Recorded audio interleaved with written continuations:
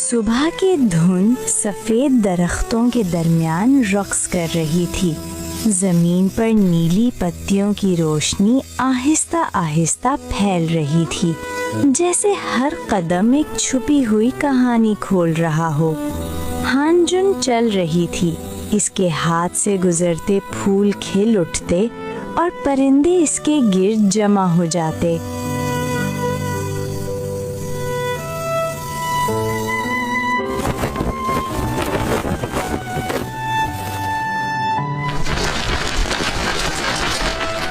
मेरा नाम हानजुन है। लोग कहते हैं मेरे खून में चांद की महक है और मेरी सांसों में सफेद जंगल की ठंडक।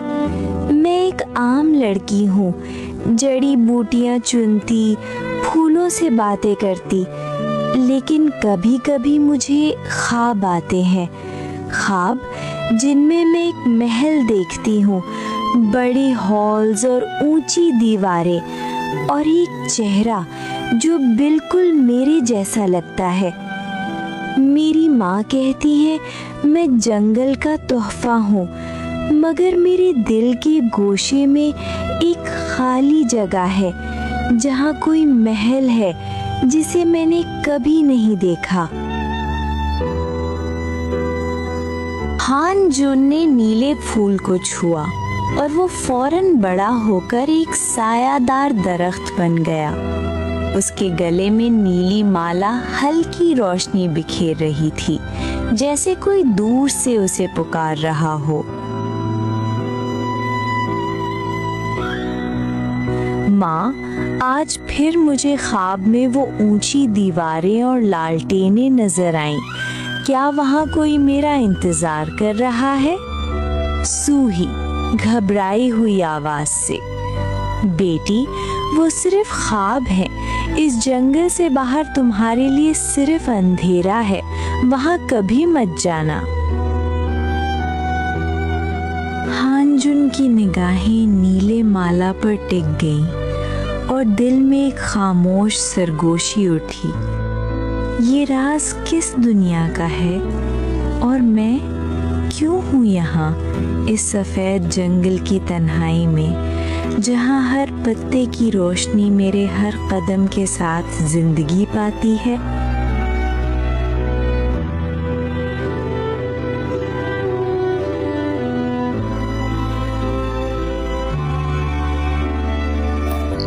हर कोई कहता है मैं खुशकिस्मत हूँ, शहजादी हूँ, सब कुछ मेरा है, मगर सच तो ये है कि मैं कैद हूँ इस सोने के पिंजरे में, जहाँ सांस लेना भी मुश्किल लगता है।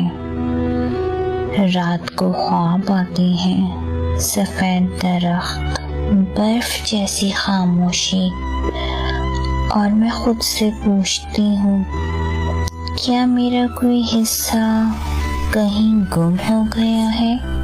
माँ, क्या मेरे साथ कुछ ऐसा है जिसके बारे में मुझे नहीं बताया गया? मलका के चेहरे पे मायूसी के रंग छा जाते हैं। अगर सच मिला तो शायद मुझे भी जवाब मिल जाएगा।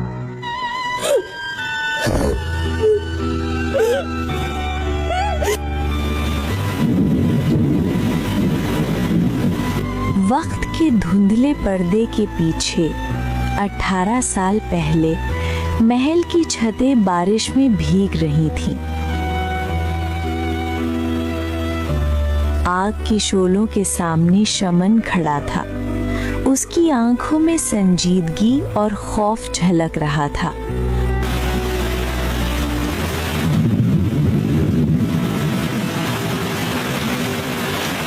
और वो सरगोशी की तरह बादशाह से बोला, बादशाह सलामत, अगर ये बच्ची जिसके गले में चांद की महक है महल में कदम रखे, तख्त लहूलुहान हो जाएगा। बादशाह अपने तख्त पर खड़ा माथे पर शिकने लिए इस खौफजदा पेशगोई को सुनता रहा। उसकी आवाज़ में गरज थी, मगर वो अपने फैसले से उलझा हुआ था। अगर ये सच है तो हमें हर मुमकिन कदम उठाना होगा। किसी भी कीमत पर सल्तनत की हिफाजत करना मेरी जिम्मेदारी है।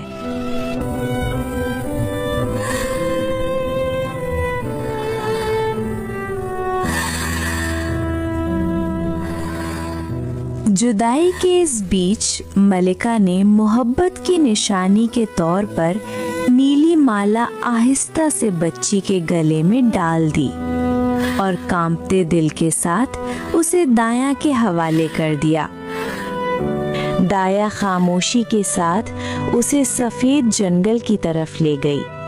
कांपते हुए हाथों में बच्ची को एक नर्म बास्केट में रखकर रोते हुए छोड़ गई।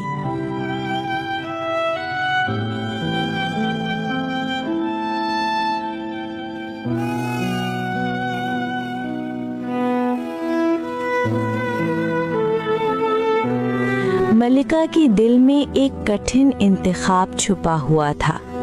अपनी बेटी की जान बचाने के लिए उसे महल की अजमत से दूर करना पड़ा, मगर उसका हर धड़का, हर सांस अब भी अपनी छोटी बेटी के साथ जुड़ा हुआ था।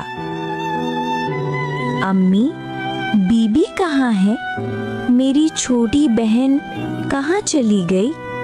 मलिका ठहर गई, आंखों में नमी, दिल में तूफान। वो जानती थी जो जवाब देगी इस मासूम दिल पर लगा रहेगा।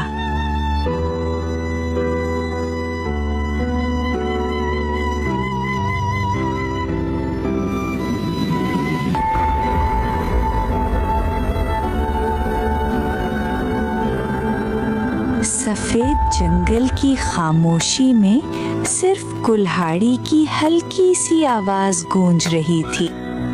सूही लकड़ियां काट रही थी कि अचानक हवा में एक कमजोर सी सिसकी घुल गई। एक नन्ही सी रोने की आवाज। वो ठिठक गई।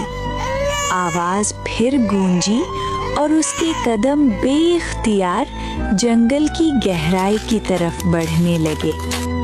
पत्तों के बीच एक टोकरे में लिपटी हुई वो नन्ही बच्ची रो रही थी, तन्हा और ठंड में कांपती हुई। सूही के हाथ लरस गए। उसने आगे बढ़कर बच्ची को उठाया और जैसे ही उसे सीने से लगाया, जंगल की हवा नरम हो गई, गोया खुद कुदरत ने उसे माँ बना दिया हो। इस दिन सूही ने लकड़ियाँ नहीं, एक तकदीर उठाई थी।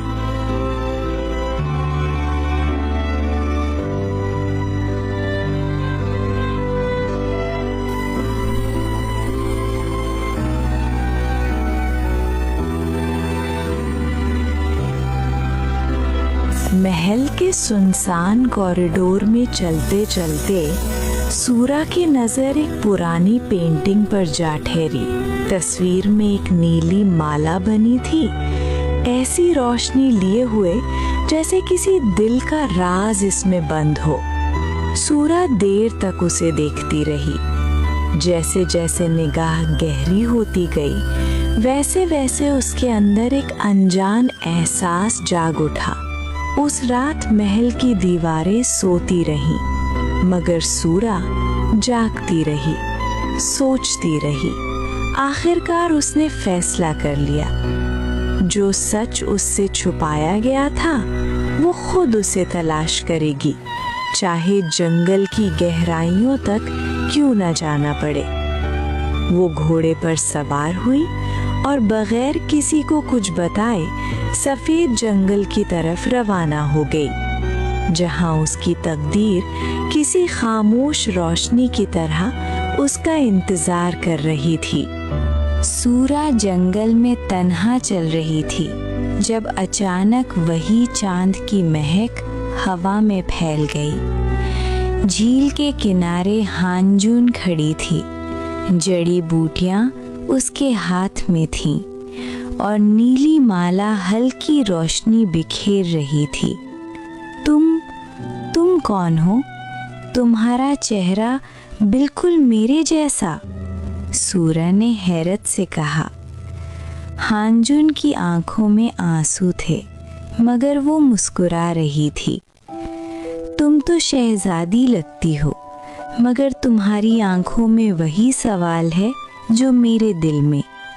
क्या तुम वही हो जिसका मैं इंतजार कर रही थी?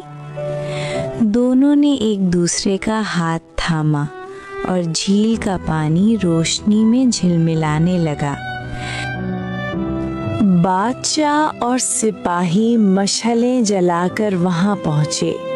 तलवारें रोशनी में चमक रही थीं और हवा में खौफ की बू फैली हुई थी। इस मनहूस लड़की को खत्म कर दो। अगर ये दोनों मिल गईं तो सल्तनत तबाह हो जाएगी। बादशाह की आवाज गुस्से से लरज रही थी।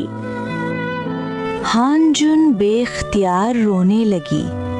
उसकी आवाज लरज रही थी।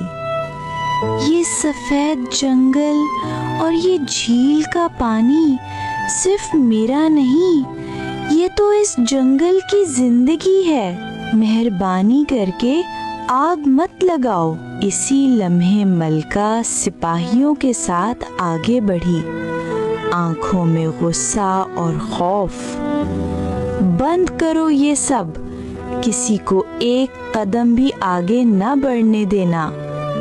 लेकिन बादशाह ने तलवार हानजुन की तरफ तान दी। खामोशी छा गई। सूरा आगे बढ़ी, हानजुन के सामने दीवार बनकर खड़ी हो गई। बाबा, अगर आप इस पर वार करेंगे तो पहला जख्म मुझे लगेगा। हम दो जिस्म जरूर हैं, मगर जान एक है।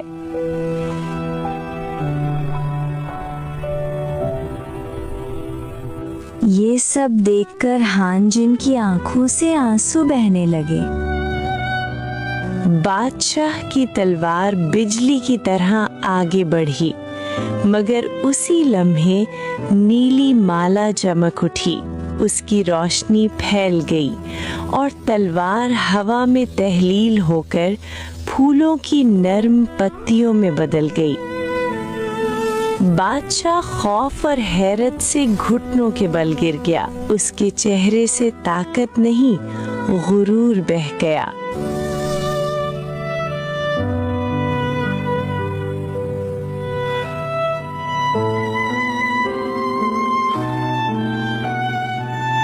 इसी दम मलिका आगे बढ़ी, आंखों में आंसू, दिल में बरसों का बोझ। वो हानजुन के करीब झुकी और उसे अपने बाजुओं में भर लिया। मेरी बेटी, उसकी आवाज टूट गई, जैसे बरसों बाद माँ ने अपनी खोई हुई सांस वापस पाली हो। सूही दौड़ती हुई जंगल में दाखिल हुई, सांस रुकी हुई, दिल धड़कता हुआ।